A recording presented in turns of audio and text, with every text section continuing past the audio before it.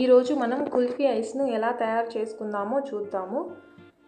నేను 2 litres milk తీసుకున్నాను.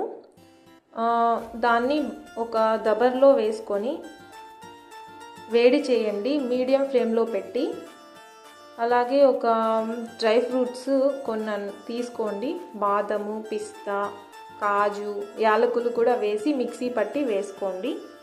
Dry ఫ్రూట్స్ని బరకగా వేసుకున్నాం కదా మిక్సీలో, ఆ పౌడర్ని మనం పాలల్లో వేసి మీడియం ఫ్లేమ్లో మరిగించాలి, తిప్పుతూ ఉండాలన్నమాట గరిటెని. తర్వాత కోవా ఉంటుంది కదా, దాన్ని కూడా చిన్న పీసెస్ చేసి వేసి ఈ మిల్క్లో వేసి చిన్నగా కలపండి.